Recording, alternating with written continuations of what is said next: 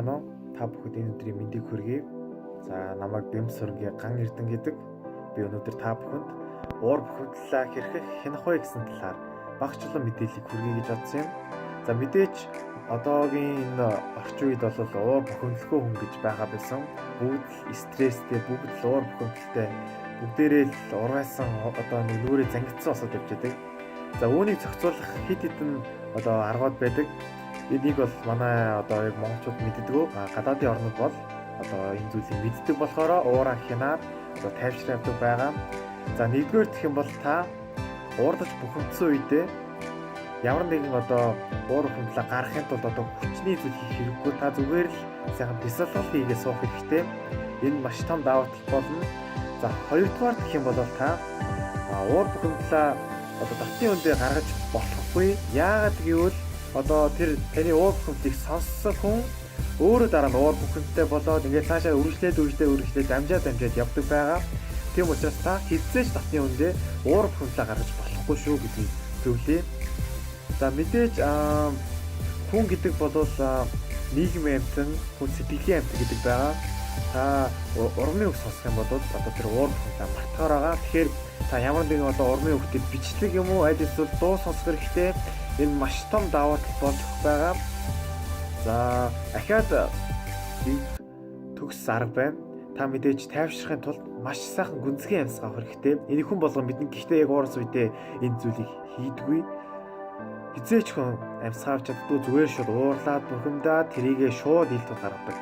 Харин болохгүй юм аа. Энэ бүхнийг уур бухимдлаар биш, эрүүл ухаанаар шийдье. Одоо уур бухимдал бус одоо тайвнаар шийдье гэсэн байгаа.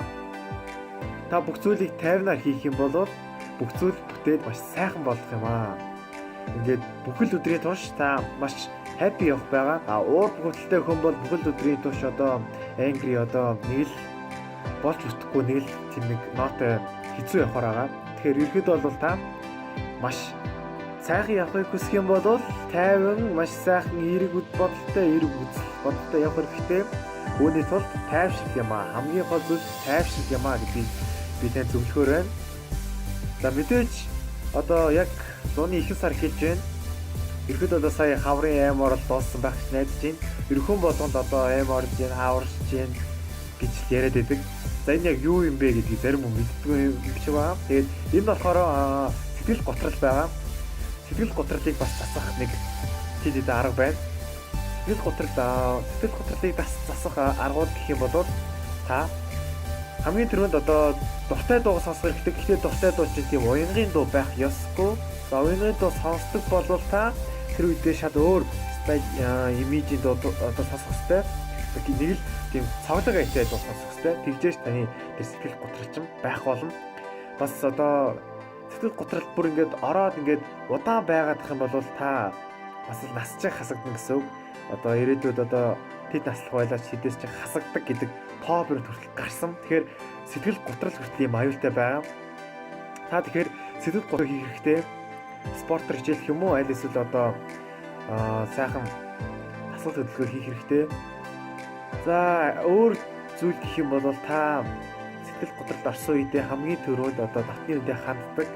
Энэ ихтэй та бурууддаг. Яг дотны хүн гэж боддог хүн чинь найз нөхөд байдаг. Найз нөхөд чинь гэхдээ цаашаа тараагаад улам таны сэтгэл готролд оруулдаг. Тийм учраас та сэтгэл готролд орсон үедээ зөвхөн одоо дотны хүн болох одоо гэр бүлийн хүн болох ээж аа одоо эхнэр хамаатаас юу нэг тэр хүмүүстэй хэлж байгаарай. Тэгээ ерөөхдөө бол маш хэрэгтэй зүйл байгаа. Та мэдээж яг ингэ сэтгэл готролд орсон үедээ бол яг яахаа мэдэхгүй болчихдог гэж би бодож байна. Би ч өөрөө тэгдэг. Гэхдээ нэг мэдээллийг сонсож байхад бол одоо сэтгэл готролд орсон хүн бол одоо хамгийн түрүү нөгөө амиа хорлох гэдэг зүйлийг одоо дотор нь одоо яг гэрэл стресс бон гэдээ ороод ирдэг гэж байгаа. Гэхдээ та энэ зүйлийг хийж болохгүй сэтгэл готролд орсон үедээ энийг л улам засахын төлөө явах хэрэгтэй. Гэхдээ та амиа хорлох бол одоо яг зөв сонголт биш юм аа гэдгийг та мэдэх ёстой. Тэгэхээр цаашдаа амьдрал үргэлжилж байна, амьдрал гэгээлэг одоо амьдрал ихэд энэ бол гэгээлэг амьдрал энэ бүгдийг та хийж чадах зүйлээ хийгээд явдаг биш.